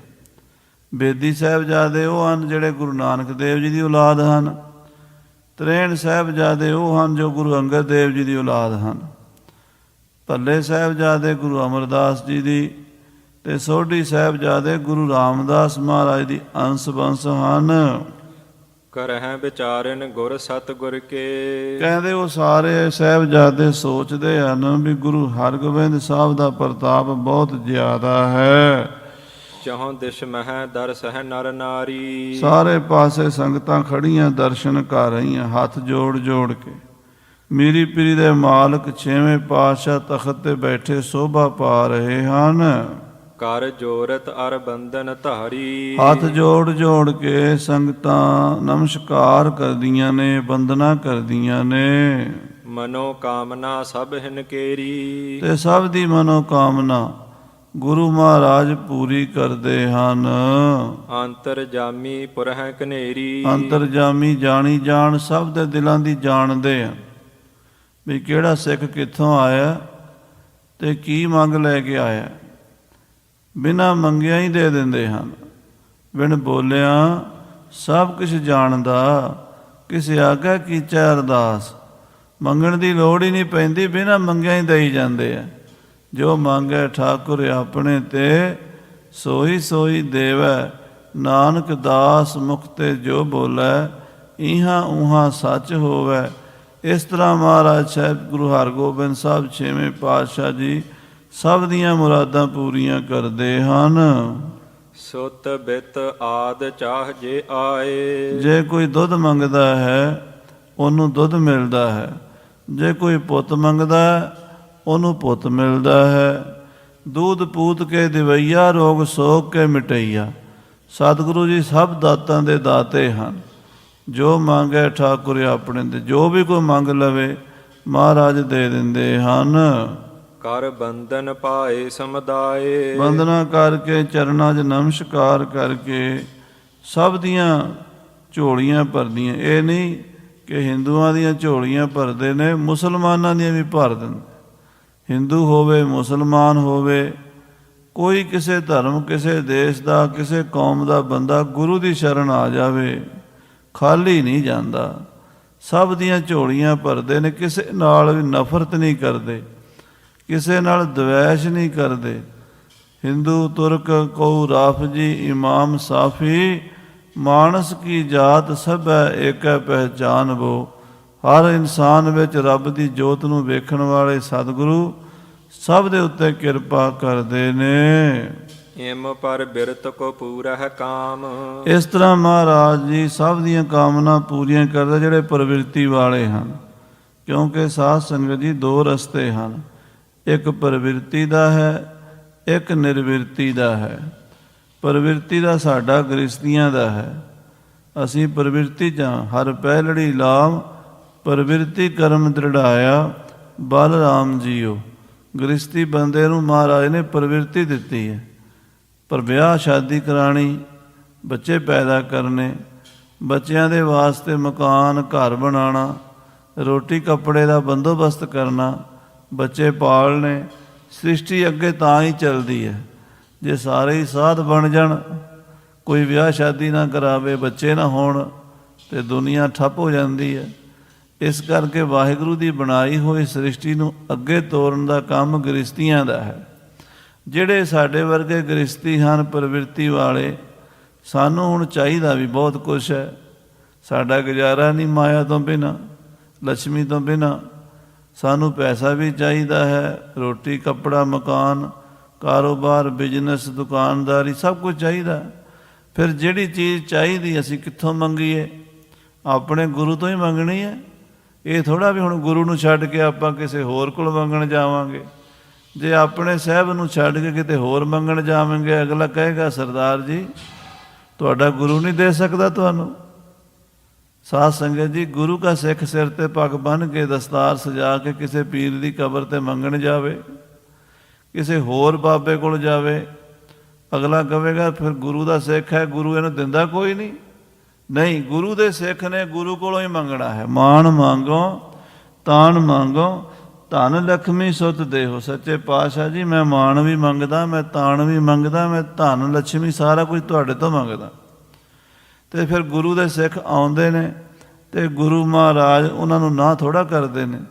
ਫਿਰ ਜੋ ਮੰਗੇ ਠਾਕੁਰ ਆਪਣੇ ਤੇ ਸੋਈ ਸੋਈ ਦੇਵੈ ਦੀ। ਉੱਥੇ ਫਿਰ ਕਲਾ ਵਰਤਦੀ ਹੈ। ਅਹੈ ਸੰਤ ਜਿਨ ਚਿਤ ਨਿਸ਼ਕਾਮ। ਦੂਜੇ ਨੇ ਨਿਰਵਿਰਤੀ ਵਾਲੇ ਸੰਤ, ਨਿਸ਼ਕਾਮ ਨੇ, ਕੁਝ ਮੰਗਦੇ ਹੀ ਨਹੀਂ। ਨਾ ਉਹਨਾਂ ਨੂੰ ਕੱਪੜਾ ਚਾਹੀਦਾ, ਨਾ ਰੋਟੀ ਚਾਹੀਦੀ, ਨਾ ਮਕਾਨ ਚਾਹੀਦਾ, ਨਾ ਦੁੱਧ ਪੁੱਤ ਕੋਈ ਇੱਛਾ ਹੀ ਨਹੀਂ। ਗੁਰੂ ਸਾਹਿਬ ਕਹਿੰਦੇ ਵੀ ਮੰਗ ਲਓ, ਉਹ ਕਹਿੰਦੇ ਮਹਾਰਾਜ ਬਸ ਇਹ ਕਿਰਪਾ ਕਰ ਦਿਓ ਵੀ ਸਾਡੀ ਮੰਗ ਹੀ ਕੋਈ ਨਾ ਰਵੇ, ਮੰਗਣਾ ਪਵੇ ਹੀ ਨਾ। ਉਹ ਵੀ ਹੈ ਨੇ ਗੁਰੂ ਦੇ ਪਿਆਰੇ, ਜਿਹੜੇ ਗੁਰੂ ਤੋਂ ਮੰਗਦੇ ਹੀ ਕੁਛ ਨਹੀਂ, ਨਿਸ਼ਕਾਮ ਨੇ। ਸੇਵਾ ਕਰਤ ਹੋਏ ਨਹਿ ਕਾਮੀ, ਤਿਸ ਕੋ ਹੋਤ ਪ੍ਰਾਪਤ ਸੁਆਮੀ। ਉਹਨਾਂ ਨੂੰ ਕੋਈ ਕਾਮਨਾ ਨਹੀਂ, ਉਹ ਮੰਗਦੇ ਨਹੀਂ। ਸਿੱਖੀ ਬਖਸ਼ ਹੈ ਭਗਤ ਉਪਾਵੈ। ਉਹਨਾਂ ਨੂੰ ਮਹਾਰਾਜ ਸਿੱਖੀ ਬਖਸ਼ ਦਿੰਦੇ ਹਨ, ਉਹਨਾਂ ਨੂੰ ਭਗਤੀ ਦੇ ਦਿੰਦੇ ਹਨ, ਉਹਨਾਂ ਦੇ ਅੰਦਰ ਗਿਆਨ ਪੈਦਾ ਕਰ ਦਿੰਦੇ ਹਨ। ਜਿਹੜੇ ਤਾਂ ਸਾਡੇ ਵਰਗੇ ਹਨ, ਅਸੀਂ ਤਾਂ ਦੁਨਿਆਵੀ ਚੀਜ਼ਾਂ ਮੰਗਣ ਹੀ ਆਉਂਦੇ ਹਾਂ। ਬਾਬੇ ਕੋਲ ਚੱਲੀਏ, ਅਰਦਾਸ ਕਰੀਏ, ਸਾਡਾ ਕੰਮ ਬਣ ਜਾਵੇ, ਤੇ ਉਹ ਆਪਣੀਆਂ ਕਾਮਨਾ ਪੂਰੀਆਂ ਕਰਾ ਕੇ, ਸੁਖਣਾ ਸੁੱਖ ਕੇ, ਅਰਦਾਸ ਕਰਾ ਕੇ ਤੇ ਉਹ ਚਲੇ ਜਾਂਦੇ ਆ, ਉਹਨਾਂ ਦਾ ਕੰਮ ਬਣ ਜਾਂਦਾ ਹੈ। ਹੌਲੇ ਹੌਲੇ ਉਹ ਵੀ ਨਾਮ ਜਪਣ ਲੱਗ ਜਾਂਦੇ, ਹੌਲੇ ਹੌਲੇ ਉਹ ਵੀ ਸਤਸੰਗ ਦੇ ਵਿਸ਼ਵਾਸੀ ਬਣ ਜਾਂਦੇ ਆ। ਪਰ ਜਿਹੜੇ ਪਹਿਲਾਂ ਹੀ ਵਿਸ਼ਵਾਸੀ ਹੁੰਦੇ ਨੇ ਤੇ ਮੰਗ ਕੋਈ ਹੁੰਦੀ ਨਹੀਂ, ਉਹਨਾਂ ਨੂੰ ਸਮਝ ਹੁੰਦੀ ਹੈ ਵੀ ਦੁਨਿਆਵੀ ਚੀਜ਼ਾਂ ਕੀ ਮੰਗਣੀਆਂ ਹੋਈਆਂ। ਐ ਜੀ ਕਿਆ ਮੰਗੋ ਕਿਛ ਰਹਿ ਨਾ ਦੀਸੈ, ਇਸ ਜਗ ਮੈਂ ਆਇਆ ਜਾਈ। ਇਹ ਦੁਨੀਆ ਦੇ ਵਿੱਚ ਆਉਣ ਜਾਣ ਵਾਲੀਆਂ ਚੀਜ਼ਾਂ ਨੇ, ਕੀ ਮੰਗਣਾ ਛੱਡੋ ਪਰੇ। ਉਹ ਦੁਨਿਆਵੀ ਚੀਜ਼ਾਂ ਮੰਗਦੇ ਨਹੀਂ। ਉਹਨਾਂ ਨੂੰ ਫਿਰ ਮਹਾਰਾਜ ਬਿਨਾਂ ਮੰਗਿਆ ਹੀ ਸਿੱਖੀ, ਨਾਮਦਾਨ, ਅੰਮ੍ਰਿਤ ਵੇਲੇ ਦਾ ਜਾਗਣਾ, ਗੁਰਬਾਣੀ ਦਾ ਰੰਗ ਚੜ੍ਹਾ ਦਿੰਦੇ ਹਨ। ਆਤਮ ਗਿਆਨ ਸੁਰਸ ਕੋ ਪਾਵੈ। ਉਹਨਾਂ ਨੂੰ ਆਤਮ ਗਿਆਨ ਦੇ ਰਸ ਦੀ ਪ੍ਰਾਪਤੀ ਹੁੰਦੀ ਆ। ਆਤਮ ਗਿਆਨ ਸੁਰਸ ਕੋ ਪਾਵੈ। ਆਤਮ ਗਿਆਨ, ਆਪਣਾ ਪਤਾ ਲੱਗ ਜਾਂਦਾ ਮੈਂ ਕੌਣ ਹਾਂ। ਅਰਬਾਂ ਖਰਬਾਂ ਲੋਕ ਸਾਧ ਸੰਗਤ ਜੀ ਦੁਨੀਆ 'ਚ ਫਿਰਦੇ ਨੇ, ਜਿਹੜੇ ਦੁਨਿਆਵੀ ਪਦਾਰਥ ਮੰਗਣ ਵਾਲੇ ਨੇ, ਜਿਹੜੇ ਗੁਰੂ ਘਰ ਆ ਕੇ ਵੀ ਦੁਨਿਆਵੀ ਚੀਜ਼ਾਂ ਮੰਗਦੇ ਨੇ ਮੇਰੇ ਵਰਗੇ। ਤੇ ਬਹੁਤ ਲੋਕ ਨੇ ਜਿਹੜੇ ਨਹੀਂ ਵੀ ਆਉਂਦੇ ਗੁਰਦੁਆਰੇ, ਜਿਹੜੇ ਰੱਬ ਨੂੰ ਮੰਨਣ ਵਾਲੇ ਨੇ ਜਾਂ ਨਹੀਂ ਮੰਨਣ ਵਾਲੇ। ਉਹਨਾਂ ਲੋਕਾਂ ਨੂੰ ਬੜਾ ਕੁਛ ਮਿਲਿਆ ਹੋਇਆ, ਸੋਨਾ ਚਾਂਦੀ, ਗੱਡੀਆਂ ਕਾਰਾਂ, ਮਕਾਨ, ਦੁਕਾਨ, ਗਰੀਬੀ ਅਮੀਰੀ, ਬਹੁਤ ਕੁਛ ਮਿਲਿਆ ਹੋਇਆ। ਪਰ ਜੇ ਉਹਨਾਂ ਨੂੰ ਪੁੱਛੀਏ ਵੀ ਤੂੰ ਕੌਣ ਹੈ, ਦੱਸ ਨਹੀਂ ਸਕਦੇ। ਪਰ ਗੁਰੂ ਸਾਹਿਬ ਦੱਸ ਸਕਦੇ ਵੀ ਤੂੰ ਕੌਣ ਹੈ, ਤੂੰ ਕਿੱਥੋਂ ਆਇਆ, ਕੀ ਚੀਜ਼ ਹੈ ਤੂੰ। ਉਹ ਜਿਹੜਾ ਗਿਆਨ ਹੈ ਆਤਮਾ ਦਾ, ਉਹ ਗੁਰੂ ਮਹਾਰਾਜ ਤੋਂ ਸਿੱਖ ਪ੍ਰਾਪਤ ਕਰਦੇ, ਜਿਹੜੇ ਨਿਸ਼ਕਾਮ ਹੋ ਕੇ ਸੇਵਾ ਕਰਦੇ ਹਨ। ਸਭਾ ਮਝਾਰ ਹਜ਼ਾਰ ਹੁਥਰੇ। ਹਜ਼ਾਰਾਂ ਹੀ ਸਿੱਖ ਦੀਵਾਰ ਦੇ ਵਿੱਚ ਬੈਠੇ ਨੇ। ਦੀਵਾਲੀ ਦਾ ਜੋੜ ਮੇਲਾ ਹੈ। ਗੁਰੂ ਦੀਆਂ ਸੰਗਤਾਂ ਕੀਰਤਨ ਸੁਣ ਰਹੀਆਂ ਨੇ, ਦਰਸ਼ਨ ਕਰ ਰਹੀਆਂ ਨੇ। ਚੌਹਾਂ ਦਿਸ਼ ਮਹਿ ਸਮੂਹ ਨਰ ਖਰੇ। ਤੇ ਹਜ਼ਾਰਾਂ ਹੀ ਸੰਗਤਾਂ ਖੜੀਆਂ ਨੇ। ਕੋਈ ਮੱਥਾ ਟੇਕਣ ਆ ਰਿਹਾ ਤੇ ਕੋਈ ਮੱਥਾ ਟੇਕ ਕੇ ਵਾਪਸ ਜਾ ਰਿਹਾ। ਗੁਰੂ ਦੀ ਫੌਜ, ਸ਼ਸਤਰ ਧਾਰੀ, ਸੂਰਬੀਰ ਯੋਧੇ, ਹੱਥਾਂ ਵਿੱਚ ਬੰਦੂਕਾਂ, ਬਰਛੇ ਤਿਆਰ ਬਰ ਤਿਆਰ ਲੈ ਕੇ ਖੜੇ ਹਨ। ਵੇਖੈ ਸਰੂਪ ਹੋਏ ਬਲਿਹਾਰੀ। ਮਹਾਰਾਜ ਤਖਤ ਤੇ ਬੈਠੇ ਹੋਏ ਹਨ। ਬੜਾ ਸੁੰਦਰ ਰੂਪ ਹੈ, ਜਾਹੋ ਜਲਾਲ ਹੈ। ਛੇਵੇਂ ਪਾਤਸ਼ਾਹ ਬੱਬਰ ਸ਼ੇਰ ਦੀ ਤਰ੍ਹਾਂ ਸੋਭਾ ਪਾਉਂਦੇ ਹਨ। ਤੇ ਚਿਹਰੇ ਤੇ ਨਾਲੇ ਸੂਰਜ ਵਰਗੀ ਕ੍ਰਾਂਤੀ ਹੈ ਤੇ ਚੰਦਰਮਾ ਵਰਗੀ ਸ਼ਾਂਤੀ ਹੈ। ਦੋਵੇਂ ਗੱਲਾਂ ਹਨ। ਮਹਾਰਾਜ ਦੇ ਚਿਹਰੇ ਤੇ ਤੇਜ ਪ੍ਰਤਾਪ ਵੀ ਹੈ, ਬਾਦਸ਼ਾਹਾਂ ਵਾਲਾ, ਰਾਜਿਆਂ ਮਹਾਰਾਜਿਆਂ ਵਾਲਾ, ਤੇ ਸੰਤਾਂ ਵਰਗੀ ਸਾਦਗੀ ਹੈ। ਦੋਵੇਂ ਗੱਲਾਂ ਇਕੱਠੀਆਂ ਨੇ। ਇਉਂ ਛੇਵੇਂ ਪਾਤਸ਼ਾਹ ਬੈਠੇ ਸੋਭਾ ਪਾਉਂਦੇ ਹਨ। ਦੀਰਘ ਦਰਸ਼ਨ ਦੁਖਨ ਬਿਦਾਰੀ। ਮੇਰੇ ਸਤਿਗੁਰਾਂ ਦੇ ਦਰਸ਼ਨ ਬੜੇ ਮਹਾਨ। ਕੱਦ ਕਾਠ ਹੀ ਬੜਾ ਸੀ ਮਹਾਰਾਜ ਦਾ। ਦੂਰੋਂ ਦਿਸਦੇ ਬੈਠੇ ਬੱਬਰ ਸ਼ੇਰ ਵਰਗੇ ਸਤਿਗੁਰੂ ਤਖਤ ਦੇ ਉੱਤੇ। ਕੋਈ ਰਾਜਾ ਮਹਾਰਾਜਾ, ਕੋਈ ਬਾਦਸ਼ਾਹ, ਕੋਈ ਸ਼ਹਿਨਸ਼ਾਹ ਐਡਾ ਪ੍ਰਤਾਪੀ ਨਹੀਂ ਹੋਇਆ ਜਿੱਡੇ ਮਹਾਰਾਜ ਗੁਰੂ ਹਰਗੋਬਿੰਦ ਸਾਹਿਬ ਜੀ ਪ੍ਰਤਾਪੀ ਤਖਤ 'ਤੇ ਬੈਠੇ ਸੋਭਦੇ ਸਨ। ਬਹੁਤ ਮਹਾਨ ਪ੍ਰਤਾਪ ਵਾਲਾ ਸਰੂਪ ਉਹਨਾਂ ਦਾ ਦਿਸਦਾ ਹੈ। ਮੁਖੀ ਮਸੰਦ ਕਿਦੋਂ ਸਿਖਿਆਏ। ਮੁਖੀ ਮਸੰਦ ਗੁਰੂ ਘਰ ਦੇ ਜਿਹੜੇ ਦੇਸਾਂ ਪ੍ਰਦੇਸਾਂ 'ਚ ਸਿੱਖੀ ਦਾ ਪ੍ਰਚਾਰ ਕਰਨ ਲਈ ਭੇਜੇ ਗਏ ਨੇ, ਉਹ ਸੰਗਤਾਂ ਨੂੰ ਲੈ ਕੇ ਆਏ ਨੇ। ਗੁਰ ਸੁਤ ਹਿਤ ਕੀ ਬਾਤ ਚਲਾਏ। ਕਈ ਉਹ ਮਸੰਦ ਆਏ ਨੇ ਸੰਗਤਾਂ ਨੂੰ ਲੈ ਕੇ ਜਿਹੜੇ ਬਾਬੇ ਗੁਰਦਿੱਤੇ ਦੇ ਭੋਗ 'ਤੇ ਨਹੀਂ ਸੀ ਪਹੁੰਚ ਸਕੇ, ਬਹੁਤ ਦੂਰ ਸਨ। ਕਿਉਂਕਿ ਅੱਜ ਕੱਲ੍ਹ ਤਾਂ ਆਵਾਜਾਈ ਦੇ ਸਾਧਨ ਨੇ, ਹਵਾਈ ਜਹਾਜ਼ਾਂ 'ਤੇ ਬੰਦਾ ਦੂਰ ਤੋਂ ਦੂਰ ਪਹੁੰਚ ਜਾਂਦਾ, ਗੱਡੀਆਂ ਕਾਰਾਂ 'ਚ ਪਹੁੰਚ ਜਾਈਦਾ। ਸਾਧ ਸੰਗਤ ਜੀ ਉਹਨਾਂ ਦਿਨਾਂ 'ਚ ਪੈਦਲ ਤੁਰ ਕੇ ਆਉਣਾ ਪੈਂਦਾ ਸੀ ਜਾਂ ਘੋੜਿਆਂ ਰੇੜਿਆਂ ਗੱਡਿਆਂ 'ਤੇ ਆਉਣਾ ਪੈਂਦਾ ਸੀ। ਬਹੁਤ ਦੂਰ ਤੋਂ ਜਿਹੜੀ ਸੰਗਤ ਬਾਬੇ ਗੁਰਦਿੱਤੇ ਦੇ ਭੋਗ 'ਤੇ ਨਹੀਂ ਸੀ ਪਹੁੰਚ ਸਕੀ, ਦੀਵਾਲੀ 'ਤੇ ਉਹ ਵੀ ਪਹੁੰਚ ਗਈ। ਅਤੇ ਉਹਨਾਂ ਨੇ ਬਾਬੇ ਗੁਰਦਿੱਤੇ ਜੀ ਦੇ ਅਫਸੋਸ ਵਜੋਂ ਵੀ ਮਹਾਰਾਜ ਬਹੁਤ ਸਾਨੂੰ ਅਫਸੋਸ ਹੈ, ਸਾਨੂੰ ਬੜੀ ਦੁੱਖ ਦੀ ਖਬਰ ਮਿਲੀ, ਆਪ ਜੀ ਦਾ ਸਪੁੱਤਰ ਬਾਬਾ ਗੁਰਦਿੱਤਾ ਜੀ ਚੜਾਣੇ ਕਰ ਗਏ, ਉਹਨਾਂ ਦਾ ਸਾਨੂੰ ਬਹੁਤ ਘਾਟਾ ਪਿਆ ਹੈ। ਹਰ ਪਹਿ ਹਾਥ ਜੋਰ ਦਸਤਾਰ। ਤੇ ਉਹ ਦਸਤਾਰਾਂ ਲੈ ਕੇ ਆਏ ਨੇ। ਬਾਬਾ ਗੁਰਦਿੱਤਾ ਜੀ ਦੇ ਚਲਾਣੇ ਤੇ ਜਿਹੜੀ ਦਸਤਾਰ ਉਹਨਾਂ ਦੇ ਪੁੱਤਰ ਸ੍ਰੀ ਹਰਿਰਾਏ ਜੀ ਨੂੰ ਬੱਝਣੀ ਸੀ, ਉਦੋਂ ਭੋਗ 'ਤੇ ਨਹੀਂ ਆ ਸਕੇ, ਉਹ ਦੀਵਾਲੀ ਦੇ ਮੇਲੇ 'ਤੇ ਲੈ ਆਏ ਨੇ। ਆਪਣੇ ਆਪਣੇ ਇਲਾਕੇ ਦੀਆਂ ਸੰਗਤਾਂ ਨਾਲ ਆਏ ਨੇ। ਅਤੇ ਉਹ ਮਸੰਦ ਇਲਾਕੇ ਦੀਆਂ ਸੰਗਤਾਂ, ਕੋਈ ਕਾਬਲ ਤੋਂ, ਕੋਈ ਈਰਾਨ ਤੋਂ, ਕੋਈ ਇਰਾਕ ਤੋਂ, ਕੋਈ ਢਾਕੇ ਬੰਗਲਾਦੇਸ਼ ਤੋਂ, ਕੋਈ ਯੂਪੀ ਬਿਹਾਰ ਤੋਂ, ਕੋਈ ਸਾਧ ਸੰਗਤ ਜੀ ਜੰਮੂ ਕਸ਼ਮੀਰ ਤੋਂ, ਜਿੱਥੋਂ ਜਿੱਥੋਂ ਆਏ ਨੇ ਉਹ ਗੁਰੂ ਮਹਾਰਾਜ ਦੇ ਚਰਨਾਂ 'ਚ ਦਸਤਾਰਾਂ ਭੇਟਾ ਕਰਦੇ ਹਨ। ਉਪਰ ਧਰ ਧਰ ਦਰਬ ਉਦਾਰ। ਉੱਤੇ ਮਾਇਆ ਰੱਖ ਕੇ ਕੱਲੀ ਦਸਤਾਰ ਨਹੀਂ ਦਿੰਦੇ, ਨਾਲ ਬਹੁਤ ਸਾਰੀ ਮਾਇਆ। ਉਹ ਗੁਰੂ ਮਹਾਰਾਜ ਸਾਹਿਬ ਸੱਚੇ ਪਾਤਸ਼ਾਹ ਗੁਰੂ ਹਰਿਰਾਏ ਸਾਹਿਬ ਜੀ, ਉਦੋਂ ਸਾਧ ਸੰਗਤ ਜੀ 7-8 ਸਾਲ ਦੇ ਸਨ, ਛੋਟੀ ਅਵਸਥਾ ਸੀ ਮਹਾਰਾਜ ਦੀ, ਉਹਨਾਂ ਨੂੰ ਦਸਤਾਰਾਂ ਦਿੰਦੇ ਹਨ। ਸਤਿਗੁਰ ਨਿਕਟ ਬਿਠਾਏ ਪੋਤਾ। ਗੁਰੂ ਹਰਗੋਬਿੰਦ ਸਾਹਿਬ ਜੀ ਨੇ ਆਪਣੇ ਪੋਤੇ ਸ੍ਰੀ ਹਰਿਰਾਏ ਜੀ ਨੂੰ ਆਪਣੇ ਕੋਲ ਬਿਠਾਇਆ ਹੋਇਆ ਹੈ। ਆਤਮ ਗਿਆਨ ਮਹਾਨ ਜੇ ਪੋਤਾ।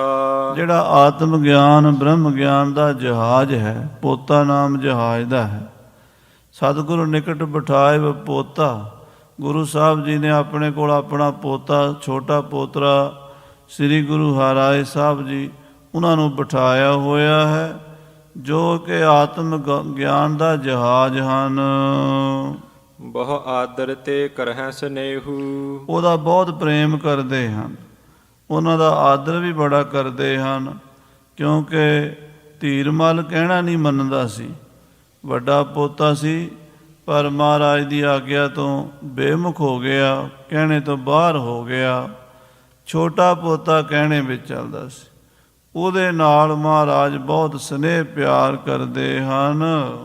ਜਾਣਹਿ ਹਮ ਪਾਛੈ ਗੁਰ ਏਹੂ। ਤੇ ਸਤਿਗੁਰੂ ਛੇਵੇਂ ਪਾਤਸ਼ਾਹ ਗੁਰੂ ਹਰਿਰਾਏ ਸਾਹਿਬ ਜੀ ਦੇ ਬਾਰੇ ਅੰਦਾਜ਼ਾ ਲਾਉਂਦੇ ਕਹਿੰਦੇ ਜਾਣਦੇ ਆ ਬਈ ਇਹ ਸਾਡੇ ਤੋਂ ਬਾਅਦ ਗੁਰਤਾ ਗੱਦੀ ਦੇ ਮਾਲਕ ਬਣਨਗੇ।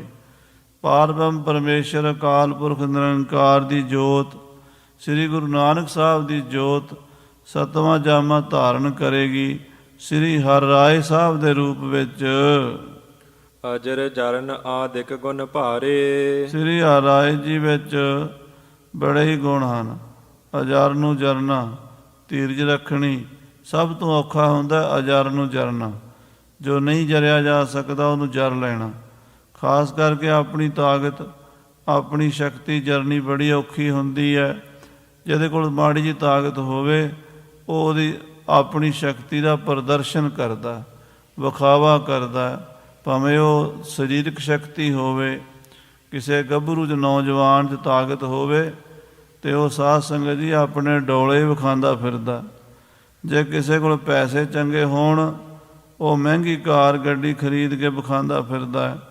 ਛਾਪਾਂ ਛੁੱਲੇ ਪਾ ਕੇ, ਮੁੰਦਰੀਆਂ ਪਾ ਕੇ, ਕੈਂਠੇ ਪਾ ਕੇ ਪਿੰਡ 'ਚ ਫਿਰਦਾ ਵੀ ਲਓ ਮੇਰੇ ਕੋਲ ਬੜਾ ਸੋਨਾ ਹੈ। ਜੇ ਕਿਸੇ ਕੋਲ 4 ਅੱਖਰ ਪੜ੍ਹਾਈ ਪੜ੍ਹਿਆ ਹੋਵੇ, ਉਹ ਆਪਣੀ ਪੜ੍ਹਾਈ ਦਾ ਪ੍ਰਦਰਸ਼ਨ ਕਰਦਾ ਵੀ ਮੈਂ ਬਹੁਤ ਪੜ੍ਹਿਆ ਲਿਖਿਆ ਹਾਂ, ਮੈਂ ਬੜਾ ਗਿਆਨੀ ਹਾਂ। ਅਤੇ ਜੇ ਕੋਈ ਸਾਧ ਸੰਗਤ ਜੀ ਰਿੱਧੀ ਸਿੱਧੀ ਕਿਸੇ ਕੋਲ ਹੋਵੇ, ਕਰਾਮਾਤ ਸ਼ਕਤੀ, ਫਿਰ ਤਾਂ ਕਹਿਣੇ ਹੀ ਕਿਆ ਨੇ, ਫਿਰ ਤਾਂ ਦੁਨੀਆ ਨੂੰ ਕਹਿੰਦਾ ਵੀ ਮੈਂ ਰੱਬ ਹੀ ਬਣ ਗਿਆ। ਆਹ ਦੇਖੋ ਮੈਂ ਤੁਹਾਨੂੰ ਕਰਾਮਾਤਾਂ ਕਰਕੇ ਦਿਖਾਵਾਂ। ਗੁਰੂ ਸਾਹਿਬ ਕੋਲ ਸਾਰਾ ਕੁਝ ਹੀ, ਸਰੀਰਕ ਤੌਰ 'ਤੇ ਵੀ ਬੜੇ ਬਲਵਾਨ, ਆਤਮਿਕ ਤੌਰ 'ਤੇ ਵੀ ਬੜੇ ਬਲਵਾਨ, ਅਤੇ ਸੁੰਦਰਤਾ ਦੀ ਵੀ ਖਾਣ, ਧਨ ਪਦਾਰਥ ਦੀ ਵੀ ਕਮੀ ਕੋਈ ਨਹੀਂ। ਸਾਰਾ ਕੁਝ ਹੋ ਕੇ ਵੀ ਤੇ ਆਪਣੇ ਆਪ ਨੂੰ ਜਣਾਇਆ ਨਹੀਂ। ਇਹਨੂੰ ਕਹਿੰਦੇ ਅਜਰ ਨੂੰ ਜਰਨਾ। ਧੰਨ ਗੁਰੂ ਹਰਿਰਾਏ ਸਾਹਿਬ ਜੀ ਅਜਰ ਨੂੰ ਜਰਨ ਵਾਲੇ ਹਨ। ਜਿਨ ਮਹਿ ਲਖੀਅਤ ਹੈ ਸ਼ੁਭ ਸਾਰੇ। ਜਿਹੜੇ ਸਾਰੇ ਗੁਣ ਗੁਰੂ 'ਚ ਹੋਣੇ ਚਾਹੀਦੇ ਆ, ਉਹ ਇਹਨਾਂ ਵਿੱਚ ਹੀ ਨਜ਼ਰ ਆਉਂਦੇ ਹਨ। ਨਿਕਟ ਸੁਹਾਵਤ ਹੇਰਤ ਬ੍ਰਿੰਦ। ਮਹਾਰਾਜ 6ਵੇਂ ਪਾਤਸ਼ਾਹ ਜੀ ਦੇ ਗੋਡੇ ਦੇ ਕੋਲ ਸ੍ਰੀ ਹਰਿਰਾਏ ਸਾਹਿਬ ਜੀ ਛੋਟੇ ਜਿਹੇ ਬਾਲ ਅਵਸਥਾ 'ਚ ਬੈਠੇ ਚੌਂਕੜੀ ਲਾ ਕੇ ਬੜੇ ਸੋਹਣੇ ਲੱਗਦੇ ਹਨ। ਹਜ਼ਾਰਾਂ ਸੰਗਤਾਂ ਦਰਸ਼ਨ ਕਰਦੀਆਂ ਹਨ। ਬੈਸ ਆਲਪ ਮੁਖ ਸੁੰਦਰ ਚੰਦ। ਉਮਰ ਛੋਟੀ ਹੈ, ਮੁਖ ਬਹੁਤ ਹੀ ਸੁੰਦਰ ਹੈ, ਜਿਵੇਂ ਚੰਦ ਦਾ ਟੁਕੜਾ ਹੋਵੇ, ਚੰਦਰਮਾ ਵਰਗੇ ਮਹਾਰਾਜ ਦਾ ਮੁਖੜਾ ਹੈ। 7ਵੇਂ ਪਾਤਸ਼ਾਹ ਜੀ ਬਹੁਤ ਗੋਰਾ ਰੰਗ, ਨੈਣ ਨਕਸ਼ੇ ਬੜੇ ਤਿੱਖੇ, ਨੇਤਰ ਕਮਲ ਦੀਆਂ ਪੰਖੜੀਆਂ ਵਰਗੇ ਸੁੰਦਰ ਹਨ। ਗੁਰਮੁਖ ਸਿੱਖ ਅਨੁਮਾਨ ਕਰੰਤੇ।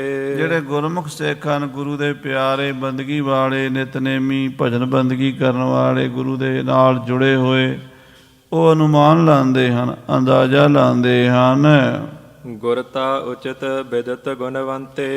ਕਿ ਇਹ ਜਿਹੜਾ ਪੋਤਰਾ ਹੈ ਗੁਰੂ ਮਹਾਰਾਜ ਦਾ ਛੋਟਾ, ਇਹ ਗੁਰਤਾ ਗੱਦੀ ਦਾ ਮਾਲਕ ਬਣੇਗਾ। ਇਹਨਾਂ ਵਿੱਚ ਜੋਤ ਬਿਰਾਜੇਗੀ। ਇਹ ਗੁਰੂ ਨਾਨਕ ਦੀ ਥਾਂ 'ਤੇ 7ਵੇਂ ਪਾਤਸ਼ਾਹ ਹੋਣਗੇ। ਜਾਨੀ ਪਰ ਹੈ ਗੁਰੂ ਤੇ ਪਾਛੇ। ਲੱਗਦਾ ਹੈ ਵੀ ਗੁਰੂ ਹਰਗੋਬਿੰਦ ਸਾਹਿਬ ਤੋਂ ਬਾਅਦ ਤਖਤ ਬਿਰਾਜਹਿਗੇ ਦੁਤ ਆਛੇ। ਇਹ ਸ੍ਰੀ ਹਰਿਰਾਏ ਜੀ ਤਖਤ 'ਤੇ ਬਿਰਾਜਣਗੇ, ਤਖਤ ਨੂੰ ਭਾਗ ਲਾਣਗੇ, ਸੰਗਤਾਂ ਨੂੰ ਦਰਸ਼ਨ ਦਿਆ ਕਰਨਗੇ। ਕਹਿ ਲਗ ਕਹੋ ਮੇਲ ਕੀ ਬਾਤ। ਕਹਿੰਦੇ ਕਿੱਥੋਂ ਤੱਕ ਕਹੀਏ, ਜੋ ਇੰਨਾ ਮੇਲ, ਇੰਨੀਆਂ ਸੰਗਤਾਂ ਆਈਆਂ ਹਨ। ਦਰਸ ਹੈ ਕਰਹਿ ਸੋ ਜਸ ਅਵਦਾਤ। ਦਰਸ਼ਨ ਕਰ ਕਰਕੇ ਮਹਾਰਾਜ ਦਾ ਜਸ ਕਰਦੇ। ਹਜ਼ਾਰਾਂ ਲੋਕ ਦੀਵਾਲੀ ਦੇ ਜੋੜ ਮੇਲੇ 'ਤੇ ਸ੍ਰੀ ਕੀਰਤਪੁਰ ਸਾਹਿਬ ਆਏ ਨੇ, ਜਿੱਥੇ ਗੁਰੂ ਕੇ ਮਹਿਲ ਹਨ, ਗੁਰਦੁਆਰਾ ਸੀਸ ਮਹਿਲ। ਉਹਦੇ ਨੇੜੇ ਕਰਕੇ ਪਿਛਲੇ ਪਾਸੇ ਜਾਈਏ ਤਾਂ ਉੱਥੇ ਇੱਕ ਤਖਤ ਹੈ। ਉਸ ਤਖਤ ਦਾ ਨਾਮ ਤਖਤ ਸ੍ਰੀ ਕੋਟ ਸਾਹਿਬ ਹੈ। ਬਹੁਤ ਸੰਗਤਾਂ, ਸਾਧ ਸੰਗਤ ਜੀ ਆਪਣੇ ਇਤਿਹਾਸਕ ਸਥਾਨਾਂ ਤੋਂ ਅਣਜਾਣ ਹੋ ਗਈਆਂ ਹਨ। ਹੁਣ ਤਾਂ ਜਿਉਂ-ਜਿਉਂ ਗੱਡੀਆਂ ਕਾਰਾਂ ਆ ਗਈਆਂ ਨਾ, ਸ਼ਰਧਾ ਘਟ ਗਈ। ਪਹਿਲਾਂ ਵਿਚਾਰੇ ਗਰੀਬ ਸਿੱਖ ਪੈਦਲ ਜਾਇਆ ਕਰਦੇ ਸਨ, ਰੇਹੜਿਆਂ ਗੱਡਿਆਂ 'ਤੇ ਜਾਣਾ, ਪੈਦਲ ਜਾਣਾ, ਦਰਸ਼ਨ ਕਰਨੇ। ਕਹਿੰਦੇ ਸੀ ਗੁਰੂ ਦੀ ਨਗਰੀ ਦੇ ਗੁਰਦੁਆਰਿਆਂ ਦੇ ਦਰਸ਼ਨ ਕਰਨ ਜਾਣਾ। 10-10 ਦਿਨ ਹੋਲਾ ਮਹੱਲਾ ਆਨੰਦਪੁਰ ਸਾਹਿਬ ਲੱਗਣਾ, ਅਤੇ ਕੀਰਤਪੁਰ ਸਾਹਿਬ ਹੋਲਾ ਮਹੱਲਾ ਪਹਿਲਾਂ ਲੱਗਣਾ, ਅਤੇ ਲੋਕਾਂ ਨੇ 3 ਦਿਨ ਤੱਕ ਘੱਟੋ ਘੱਟ ਕੀਰਤਪੁਰ ਸਾਹਿਬ ਰਹਿਣਾ, 3 ਦਿਨ ਆਨੰਦਪੁਰ ਸਾਹਿਬ ਰਹਿਣਾ, ਅਤੇ ਬਾਕੀ ਆਉਂਦਿਆਂ ਜਾਂਦਿਆਂ ਦਰਸ਼ਨ ਮੇਲੇ ਕਰਨੇ। ਘੱਟੋ ਘੱਟ ਹੁੰਦਾ ਸੀਗਾ ਇਹ। ਹੁਣ ਆ ਗਈਆਂ ਕਾਰਾਂ ਗੱਡੀਆਂ, ਸਾਰੇ ਕਹਿੰਦੇ ਦਿਨ ਦੀ ਦਿਨ ਜਾਓ, ਮੱਥਾ ਟੇਕ ਕੇ ਆ ਜਾਓ। ਉਹ ਵੀ ਇਕੱਲੇ ਤਖਤ ਕੇਸਗੜ੍ਹ ਸਾਹਿਬ ਹੀ ਜਾਂਦੇ ਆ, ਬਾਕੀ ਗੁਰਦੁਆਰਿਆਂ 'ਚ ਨਹੀਂ ਜਾਂਦੇ। ਫਿਰ ਇਤਿਹਾਸ ਦਾ ਕੀ ਪਤਾ ਲੱਗਣਾ। ਟਾਈਮ ਜ਼ਿੰਦਗੀ 'ਚ ਮਿਲਦਾ ਕੋਈ ਨਹੀਂ, ਟਾਈਮ ਕੱਢਣਾ ਪੈਂਦਾ। ਖਾਲਸਾ ਜੀ ਜਿਹੜੇ ਵੀ ਗੁਰਮੁਖ ਪਿਆਰੇ ਹੁਣ ਕਥਾ ਸੁਣ ਰਹੇ ਨੇ, ਜੇ ਕਿਰਪਾ ਕਰੇ ਗੁਰੂ ਅਰਦਾਸ ਕਰੋ ਵੀ ਕੀਰਤਪੁਰ ਸਾਹਿਬ ਅਤੇ ਆਨੰਦਪੁਰ ਸਾਹਿਬ ਦੇ ਸਾਰੇ ਗੁਰਦੁਆਰਿਆਂ ਦੇ ਦਰਸ਼ਨ ਕਰੀਏ ਜ਼ਿੰਦਗੀ 'ਚ। ਗੁਰਦੁਆਰਾ ਸੀਸ ਮਹਿਲ ਦੇ ਲਾਗੇ ਗੁਰਦੁਆਰਾ ਤਖਤ ਕੋਟ ਸਾਹਿਬ ਹੈ। ਇੱਥੇ ਮਹਾਰਾਜ ਤਖਤ ਲਾ ਕੇ ਬੈਠਿਆ ਕਰਦੇ ਸਨ। ਸਾਹਮਣੇ ਹਰਿਮੰਦਰ ਸਾਹਿਬ ਹੈ, ਉੱਥੇ ਮਹਾਰਾਜ ਕੀਰਤਨ ਸੁਣਿਆ ਕਰਦੇ ਸਨ। ਸੋ ਇਹ ਜਿਵੇਂ ਅਕਾਲ ਤਖਤ ਸੀ ਅਤੇ ਉਹਦੇ ਸਾਹਮਣੇ ਹਰਿਮੰਦਰ ਸਾਹਿਬ ਸੀ ਸ੍ਰੀ ਅੰਮ੍ਰਿਤਸਰ ਵਿੱਚ, ਉੱਦਾਂ ਹੀ ਮਹਾਰਾਜ ਨੇ ਉਹੀ ਨਕਸ਼ਾ ਇੱਥੇ ਸ੍ਰੀ ਕੀਰਤਪੁਰ ਸਾਹਿਬ ਵੀ ਬਣਾਇਆ ਸੀ, ਪਰ ਇੱਥੇ ਸਰੋਵਰ ਨਹੀਂ ਬਣਾਇਆ। ਕਿਉਂਕਿ ਲਾਗੇ ਹੀ ਦਰਿਆ ਚੱਲਦਾ ਸੀ। ਉੱਥੇ ਮੌਜ ਦੇ ਨਾਲ ਜਾ ਕੇ ਇਸ਼ਨਾਨ ਕਰਨੇ, ਬੌਲੀਆਂ ਖੂਹਾਂ 'ਤੇ ਇਸ਼ਨਾਨ ਕਰ ਲੈਣੇ, ਭਜਨ ਬੰਦਗੀ ਕਰਦੇ ਸਿੱਖ। ਤੋ ਇੱਥੇ ਪਰ ਤਖਤ ਉੱਦਾਂ ਹੀ ਬਣਾਇਆ ਅਤੇ ਤਖਤ 'ਤੇ ਬੈਠ ਕੇ ਦੀਵਾਨ ਲਾਉਂਦੇ ਸਨ। ਜੋੜ ਮੇਲੇ 'ਤੇ ਵੀ ਵਿਸਾਖੀ ਦੇ ਉੱਥੇ ਤਖਤ 'ਤੇ ਦੀਵਾਨ ਲਾਇਆ ਹੈ। ਮਨ ਭਾਵਤ ਕੀਰਤਪੁਰ ਰਹੈ। ਅਤੇ ਸੰਗਤਾਂ ਮਨ ਭਾਉਂਦੀ ਮਰਜ਼ੀ ਨਾਲ ਕੀਰਤਪੁਰ ਰਹਿੰਦੀਆਂ। ਕੋਈ 10 ਦਿਨ ਰਹਿੰਦਾ, ਕੋਈ 15 ਦਿਨ, ਕੋਈ 1 ਹਫ਼ਤਾ, ਕੋਈ 2 ਹਫ਼ਤੇ, ਅਤੇ ਕੋਈ ਮਹੀਨਾ। ਕਈ ਇਹੋ ਜਿਹੇ ਵੀ ਨੇ ਜਿਹੜੇ ਕਹਿੰਦੇ ਹੁਣ ਆਏ ਹੋਏ ਆ 6 ਸਾਲ 6 ਮਹੀਨੇ ਇੱਥੇ ਰਵਾਂਗੇ ਫਿਰ ਜਾਵਾਂਗੇ। ਇਸ ਤਰ੍ਹਾਂ ਸਿੱਖ ਰਹਿੰਦੇ ਹਨ। ਬਹੁਰ ਗਮਨ ਨਿਜ ਘਰ ਕੋ ਚਹੈ। ਜਿਨ੍ਹਾਂ ਕਿਸੇ ਕੋਲ ਭਾਈ ਟਾਈਮ ਹੈ, ਸਮਾਂ ਹੈ, ਉਹਨਾਂ ਗੁਰੂ ਘਰ 'ਚ ਰਹਿ ਕੇ ਫਿਰ ਵਾਪਸ ਆਪਣੇ ਨਗਰਾਂ ਨੂੰ ਮੁੜ ਜਾਂਦੇ ਹਨ। ਗੁਰ ਤੇ ਹੋਏ ਵਿਸਰਜਨ ਭਲੇ। ਗੁਰੂ ਮਹਾਰਾਜ ਤੋਂ ਵਿਦਾਇਗੀ ਲੈ ਕੇ, ਆਗਿਆ ਲੈ ਕੇ ਜਾਣਾ। ਜੇ ਮਹਾਰਾਜ ਕੋਲ ਆਏ ਤੇ ਆ ਕੇ ਮਿਲਣਾ, ਤੇ ਮਹਾਰਾਜ ਕੋਲ ਹਾਜ਼ਰੀ ਲਵਾਉਣੀ। ਜਾਣ ਲੱਗਿਆ ਮਹਾਰਾਜ ਕੋਲੋਂ ਆਗਿਆ ਲੈ ਕੇ ਵੀ ਸੱਚੇ ਪਾਤਸ਼ਾਹ ਹੁਣ ਆਗਿਆ ਦਿਓ, ਆਪਣੇ ਨਗਰ ਨੂੰ ਜਾਈਏ। ਅਤੇ ਸਤਿਗੁਰੂ ਜੀ ਆਗਿਆ ਦਿੰਦੇ, ਸਰੋਪਾ ਦਿੰਦੇ ਆ, ਪ੍ਰਸ਼ਾਦ ਦਿੰਦੇ ਆ, ਅਤੇ ਫਿਰ ਸਿੱਖ ਆਪਣੇ ਨਗਰਾਂ ਨੂੰ ਜਾਂਦੇ ਹਨ।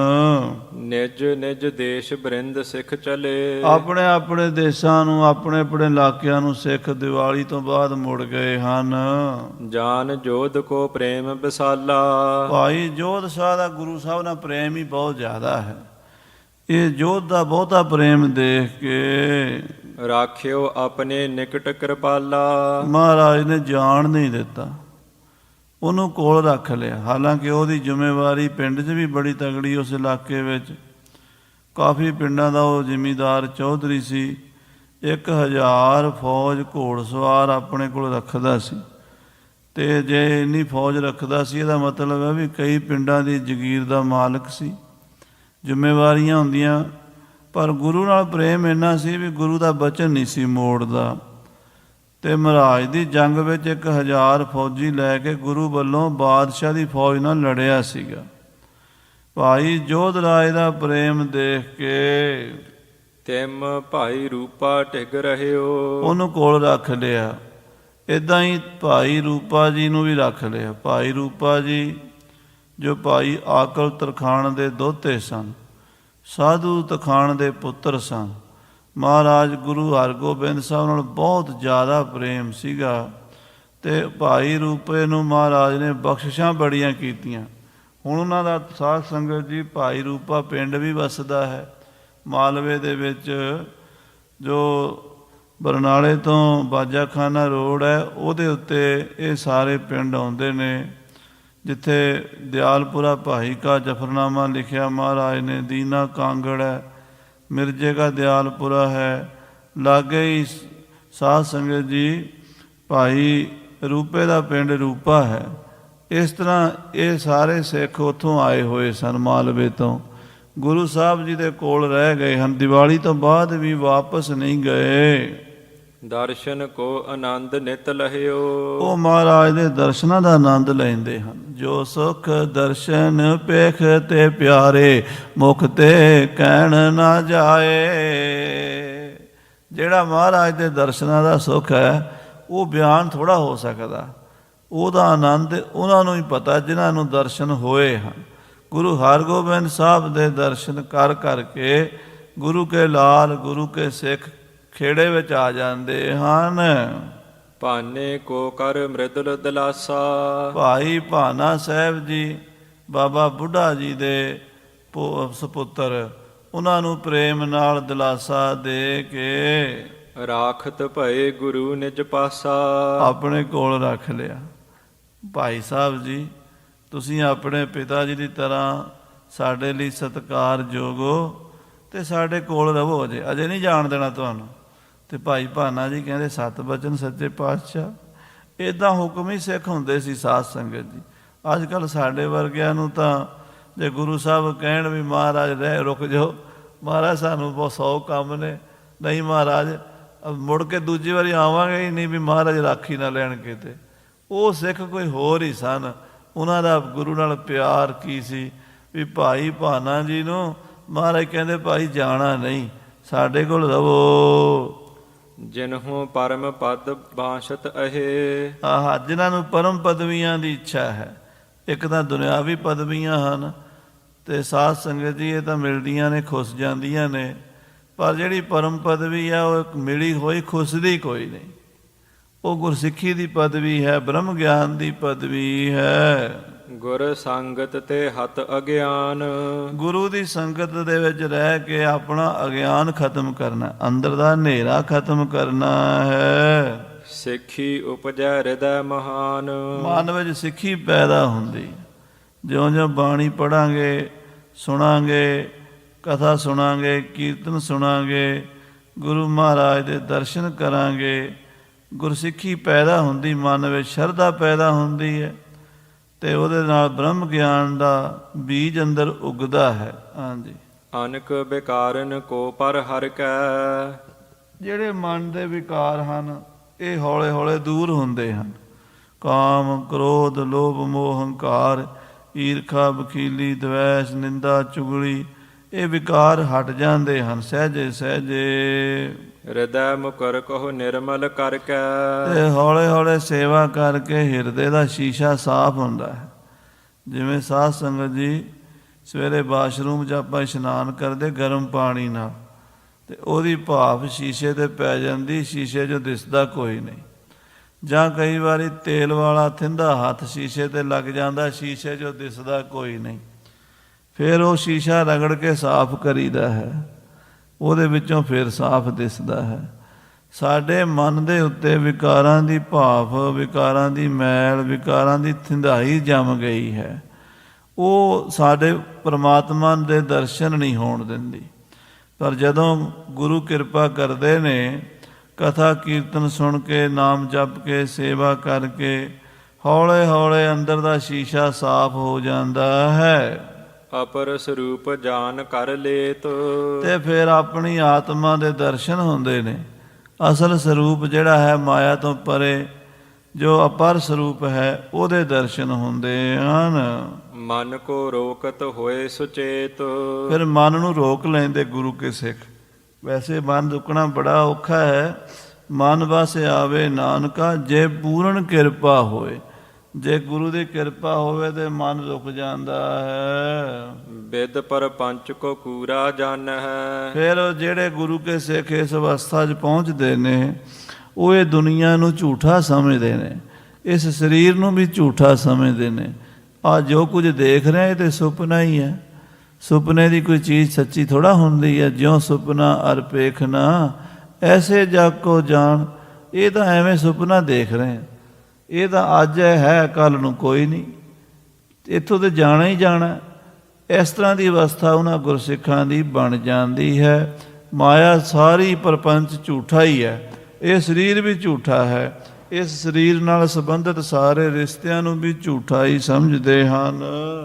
ਜਾਂ ਤੇ ਰਾਗ ਦਵੈਖ ਜੁਗ ਹਨ ਹੈ। ਇਸ ਕਰਕੇ ਰਾਗ ਦਵੈਸ਼ ਦੋਵਾਂ ਨੂੰ ਛੱਡ ਦਿੰਦੇ ਹਨ। ਰਾਗ ਨਾਮ ਮੋਹ ਦਾ ਹੈ, ਸਾਧ ਸੰਗਤ ਜੀ ਦਵੈਸ਼ ਨਾਮ ਈਰਖਾ ਦਾ ਹੈ। ਸਾਨੂੰ ਕਿਸੇ ਚੀਜ਼ ਨਾਲ ਮੋਹ ਲਗਾਓ ਹੁੰਦਾ ਤੇ ਕਿਸੇ ਚੀਜ਼ ਦੇ ਨਾਲ ਸਾਡੀ ਦਵੈਸ਼ ਹੁੰਦੀ ਹੈ ਕਿ ਇਹ ਨਹੀਂ ਠੀਕ, ਇਹ ਖਾਣਾ ਨਹੀਂ ਠੀਕ, ਇਹ ਕੱਪੜਾ ਨਹੀਂ ਠੀਕ, ਇਹ ਬੰਦਾ ਨਹੀਂ ਠੀਕ, ਇਹ ਪਰਿਸਥਿਤੀ ਨਹੀਂ ਠੀਕ। ਤੇ ਜਿਹੜਾ ਚੰਗਾ ਲੱਗੇ ਕਹਿੰਦੇ ਆਈ ਲਾਇਕ, ਮੈਨੂੰ ਚੰਗਾ ਸਮਝਦਾ, ਮੈਨੂੰ ਲਾਇਕ ਕਰਦਾ, ਇਹਨੂੰ ਮੈਂ ਨਹੀਂ ਲਾਇਕ ਕਰਦਾ। ਪਰ ਜਿਹੜੇ ਗੁਰਮੁਖ ਪਿਆਰੇ ਹਨ ਉਸ ਅਵਸਥਾ 'ਚ ਪਹੁੰਚ ਜਾਂਦੇ, ਨਾ ਉਹ ਕਿਸੇ ਨੂੰ ਲਾਇਕ ਕਰਦੇ ਆ ਤੇ ਨਾ ਉਹ ਕਿਸੇ ਨੂੰ ਨਿੰਦਦੇ ਆ। ਹਾਂਜੀ। ਇਹ ਦੋਨੋਂ ਜਬ ਮਨ ਤੇ ਹਨੇ। ਇਹ ਦੋਵੇਂ ਗੱਲਾਂ ਮਨ ਚੋਂ ਨਿਕਲ ਗਈਆਂ। ਰਾਗ ਦਵੈਸ਼ ਜਦੋਂ ਨਿਕਲ ਜਾਂਦੀ ਮਨ ਵਿੱਚੋਂ, ਮਤ ਸਰ ਆਦ ਕੌਣ ਤਬ ਜਨੇ। ਫਿਰ ਈਰਖਾ ਕਿੱਥੋਂ ਪੈਦਾ ਹੋਣੀ, ਕਿੱਥੋਂ ਕਿਸੇ ਨਾਲ ਮੋਹ ਪੈਣਾ, ਉਹ ਗੱਲ ਹੀ ਮੁੱਕ ਜਾਂਦੀ ਹੈ। ਸਤ ਸੰਤੋਖ ਸ਼ਾਂਤ ਜਬ ਨਿਪਜੈ। ਜਦੋਂ ਫਿਰ ਸਤ ਸੰਤੋਖ ਸ਼ਾਂਤੀ ਪੈਦਾ ਹੁੰਦੇ ਹਨ, ਸੋ ਗਮ ਗਿਆਨ ਕੋ ਰਸ ਉਰ ਉਪਜੈ। ਫਿਰ ਮਨ ਵਿੱਚ ਸੁਗਮ ਹੀ ਸੌਖੇ ਹੀ ਬ੍ਰਹਮ ਗਿਆਨ ਦਾ ਰਸ ਆ ਜਾਂਦਾ ਹੈ। ਸਿੱਧ ਅਸ਼ਟ ਦਸ਼ ਔਚਕ ਆਏ। ਫਿਰ ਸਾਧ ਸੰਗਤ ਜੀ 18 ਸਿੱਧੀਆਂ ਆਪੇ ਪਿੱਛੇ ਲੱਗ ਜਾਂਦੀਆਂ, ਅਚਾਨਕ ਆ ਜਾਂਦੀਆਂ। 18 ਸਿੱਧੀਆਂ 9 ਨਿਧੀ 18 ਸਿੱਧੀ ਪਿੱਛੇ ਲੱਗੀਆਂ ਫਿਰ ਜੋ ਹਰ ਹਿਰਦੈ ਸਦਾ ਵਸਾਏ।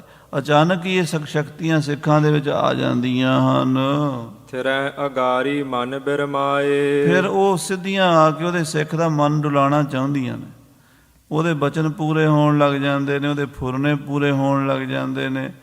ਫਿਰ ਉਹਨੂੰ ਕਹਿੰਦੀਆਂ ਨੇ, ਦੱਸ ਤੂੰ ਚਾਹੁੰਦਾ ਕੀ ਹੈ, ਤੈਨੂੰ ਅਸੀਂ ਸੇਵਾ ਤੇਰੀ ਕਰਾਂਗੀਆਂ। ਅਤੇ ਉਹ ਸਾਰੀਆਂ ਰਿੱਧੀਆਂ ਸਿੱਧੀਆਂ ਫਿਰ ਹੱਥ ਜੋੜ ਕੇ ਖੜੀਆਂ ਰਹਿੰਦੀਆਂ ਨੇ।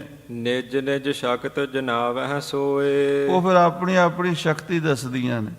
ਜਿੰਨੀਆਂ 9 ਨਿਧੀਆਂ ਨੇ 18 ਸਿੱਧੀਆਂ ਨੇ, ਉਹ ਕਹਿੰਦੀਆਂ ਨੇ ਮੈਂ ਆਹ ਕੰਮ ਕਰ ਸਕਦੀ ਹਾਂ ਤੇਰੇ ਵਾਸਤੇ।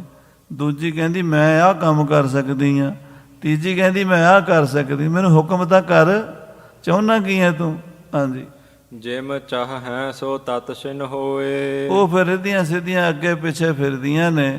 ਜੇ ਮਾੜਾ ਜਿਹਾ ਵੀ ਗੁਰੂ ਕਾ ਸਿੱਖ ਫੁਰਨਾ ਕਰੇ, ਉਹ ਉਸੇ ਵੇਲੇ ਪੂਰਾ ਹੋ ਜਾਂਦਾ ਹੈ। ਨਭ ਕੋ ਚੜਨ ਪਤਾਲ ਸਿਧਾਵਨ। ਇੰਨੀਆਂ ਫਿਰ ਪਾਵਰਾਂ ਆ ਜਾਂਦੀਆਂ ਨੇ, ਆਕਾਸ਼ ਵਿੱਚ ਉੱਡ ਸਕਦਾ, ਬਹੁਤ ਉੱਚਾ ਉੱਡ ਸਕਦਾ। ਅਤੇ ਪਤਾਲ ਵਿੱਚ ਜਾਣਾ ਹੋਵੇ ਤੇ ਪਤਾਲ ਵਿੱਚ ਵੀ ਪ੍ਰਵੇਸ਼ ਕਰਕੇ ਧਰਤੀ ਦੇ ਥੱਲੇ ਤੱਕ ਜਾ ਸਕਦਾ ਹੈ। ਮੇਰ ਮਨਿੰਦ ਸਰੀਰ ਬਨਾਵਨ। ਫਿਰ ਆਪਣੇ ਸਰੀਰ ਨੂੰ ਪਹਾੜ ਦੇ ਵਰਗਾ ਭਾਰਾ ਕਰਨਾ ਹੋਵੇ ਤਾਂ ਵੀ ਕਰ ਸਕਦਾ। ਇੰਨਾ ਭਾਰ ਵੀ ਜਿੰਨਾ ਸਰੀਰ 'ਚ ਪਹਾੜ 'ਚ ਭਾਰ ਹੁੰਦਾ, ਇੰਨਾ ਸਰੀਰ 'ਚ ਭਾਰ ਹੋ ਜਾਂਦਾ। ਫਿਰ ਅਣ ਤੇ ਅਣ ਤਤ ਛਿਨ ਬਨ ਜਾਵਨ। ਫਿਰ ਅਣੁਮਾ ਸਿੱਧੀ ਹੁੰਦੀ ਹੈ। ਅਣੂ ਛੋਟਾ ਹੁੰਦਾ ਨਾ, ਪਰਮਾਣੂ ਤੋਂ ਵੀ ਛੋਟਾ, ਉਹ ਉੱਦਾਂ ਦੇ ਬਣ ਜਾਂਦੇ। ਨਿੱਕਾ ਜਿਹਾ ਜਿਹੜਾ ਅੱਖਾਂ ਨਾਲ ਵੀ ਨਾ ਦੇਖੇ ਜਾਵੇ, ਜਿਹੜਾ ਖੁਰਦਬੀਨ ਨਾਲ ਵੀ ਨਾ ਦੇਖਿਆ ਜਾਵੇ, ਉਹਨਾਂ ਸੂਖਮ ਰੂਪ ਬਣ ਸਕਦਾ ਹੈ ਬੰਦੇ ਦਾ ਸਰੀਰ। ਗੁਪਤ ਹੈ ਵਿਦਤ ਹੈ ਜਿਮ ਮਨ ਭਾਵਨ। ਜੇ ਚਾਹੇ ਪ੍ਰਗਟ ਹੋ ਕੇ ਬਹਿ ਜਾਏ, ਜਦੋਂ ਚਾਹੇ ਗੁਪਤ ਹੋ ਕੇ ਬਹਿ ਜਾਏ। ਗੁਪਤ ਹੋ ਜਾਣਾ, ਪ੍ਰਗਟ ਹੋ ਜਾਣਾ, ਚੁਟਕੀ ਦੀ ਖੇਡ ਹੋ ਜਾਂਦੀ ਹੈ ਫਿਰ। ਹਾਂਜੀ, ਤਿੰਨ ਕੋ ਗੁਰਸਿੱਖ ਨਹਿ ਸਨਮਾਨ ਹੈ। ਪਰ ਉਹਨਾਂ ਰਿੱਧੀਆਂ ਸਿੱਧੀਆਂ ਨੂੰ ਗੁਰੂ ਦਾ ਸਿੱਖ ਮਾਣ ਨਹੀਂ ਦਿੰਦਾ। ਉਹ ਕਹਿੰਦੀਆਂ ਨੇ ਸਾਨੂੰ ਦੱਸ, ਉਹ ਕਹਿੰਦਾ ਨਾ, ਮੈਨੂੰ ਤੁਹਾਡੀ ਲੋੜ ਹੀ ਨਹੀਂ, ਮੈਂ ਤੁਹਾਨੂੰ ਕੀ ਕਰਨਾ ਹੈ। ਉਹ ਰਿੱਧੀਆਂ ਸਿੱਧੀਆਂ ਨੂੰ ਢਾਕੇ ਟੰਗੇ ਪਿੱਛੇ ਸੁੱਟ ਦਿੰਦਾ ਹੈ। ਅੰਤਰ ਬਿਰਤੀ ਮਹਾ ਸੁਖ ਠਾਨ ਹੈ। ਉਹ ਕਹਿੰਦਾ ਇਹ ਰਿੱਧੀਆਂ ਸਿੱਧੀਆਂ ਮੈਨੂੰ ਪਰਮੇਸ਼ਰ ਤੋਂ ਦੂਰ ਕਰਨਗੀਆਂ। ਇਹਨਾਂ ਰਿੱਧੀਆਂ ਸਿੱਧੀਆਂ ਨੂੰ ਛੱਡ ਕੇ ਬਿਰਤੀ ਅੰਤਰਮੁਖੀ ਆਪਣੀ ਆਤਮਾ 'ਚ ਲੈ ਜਾਂਦਾ ਹੈ। ਉੱਥੇ ਆਨੰਦ ਵੇਖਦਾ, ਸੁੱਖ ਵੇਖਦਾ ਹੈ। ਨਿਸ ਦਿਨ ਠਾਡੀ ਰਹਿਤ ਅਗਾਰੀ। ਇਹ ਸਾਰੀਆਂ ਰਿੱਧੀਆਂ ਸਿੱਧੀਆਂ ਫਿਰ ਵੀ ਖੜੀਆਂ ਰਹਿੰਦੀਆਂ ਹੱਥ ਜੋੜ ਕੇ। ਅਸ ਗੁਰਮਤਿ ਅਤ ਚਿਤ ਹਿਤਕਾਰੀ। ਇਹੋ ਜੀ ਗੁਰੂ ਦੀ ਮੱਤ ਹੈ ਖਾਲਸਾ ਜੀ। ਗੁਰੂ ਘਰ 'ਚ ਇਹੋ ਜਿਹੀਆਂ ਪ੍ਰਾਪਤੀਆਂ ਹਨ। ਰਹਿ ਸਿੱਖ ਗੁਰ ਢਿੱਗ ਵੱਡ ਭਾਗੇ। ਇਹੋ ਜਿਹੇ ਮਹਾਨ ਸਿੱਖ ਜਿਹੜੇ ਅੱਧਾ ਬੋਲ ਬੋਲਣ ਤੇ ਸਾਰੀ ਧਰਤੀ ਉਡਾ ਕੇ ਰੱਖ ਦੇਣ ਫੂਕ ਮਾਰ ਕੇ, ਗੁਰੂ ਹਰਗੋਬਿੰਦ ਸਾਹਿਬ ਦੇ ਚਰਨਾਂ 'ਚ ਰਹਿੰਦੇ ਹਨ। ਪਗ ਪੰਕਜ ਕੇ ਪ੍ਰੇਮ ਹੈ ਪਾਗੇ। ਜਿਹੜੇ ਗੁਰੂ ਦੇ ਚਰਨਾਂ ਦੇ ਪ੍ਰੇਮ 'ਚ ਭਿੱਜੇ ਹੋਏ ਹਨ, ਜਿਨ੍ਹਾਂ ਦੇ ਬੋਲ ਦੇ ਨਾਲ ਜਿਉਂਦੇ ਮਰ ਜਾਣ ਤੇ ਮਰੇ ਜੀ ਪੈਣ, ਉਹੋ ਜਿਹੇ ਸਿੱਖ ਗੁਰੂ ਦੇ ਕੋਲ ਰਹਿੰਦੇ ਸਨ। ਹਾਂਜੀ, ਸਤ ਨਾਮ ਜਾਚਹਿ ਕਰ ਅਰਜ਼ੀ। ਪਰ ਉਹ ਮੰਗਦੇ ਕੀ ਸਨ? ਸਤਨਾਮ ਸ੍ਰੀ ਵਾਹਿਗੁਰੂ। ਇੱਕੋ ਹੀ ਅਰਦਾਸ, ਸੱਚੇ ਪਾਤਸ਼ਾਹ ਵਿਸਰ ਨਾਹੀ ਦਾਤਾਰ, ਆਪਣਾ ਨਾਮ ਦੇਹੋ, ਗੁਣ ਗਾਵਾਂ ਦਿਨ ਰਾਤ, ਨਾਨਕ ਚਾਓ ਇਹੋ। ਬਸ ਇੱਕੋ ਹੀ ਨਾਮ ਦੀ ਮੰਗ ਮੰਗਦੇ ਸਨ। ਅਜਰ ਜਰਨ ਵਰਤ ਹੈ ਗੁਰ ਮਰਜ਼ੀ। ਅਜਰ ਨੂੰ ਜਰਦੇ ਸਨ, ਗੁਰੂ ਦੀ ਮਰਜ਼ੀ ਅਨੁਸਾਰ ਵਰਤਦੇ ਸਨ। ਐਸੇ ਸਿੱਖ ਰਹਿ ਗੁਰ ਪਾਸ। ਐਸੇ ਮਹਾਨ ਭਾਈ ਭਾਨਾ ਜੀ ਵਰਗੇ, ਬਾਬਾ ਬਿਧੀ ਚੰਦ ਜੀ ਵਰਗੇ, ਭਾਈ ਜਾਤੀ ਮਲਕ ਜੀ ਵਰਗੇ, ਬੇਅੰਤ ਗੁਰੂ ਕੇ ਸਿੱਖ, ਭਾਈ ਜੋਧ ਸ਼ਾਹ ਜੀ ਵਰਗੇ, ਭਾਈ ਰੂਪਾ ਜੀ ਵਰਗੇ ਸਤਿਗੁਰਾਂ ਦੇ ਪਾਸ ਰਹਿੰਦੇ ਹਨ।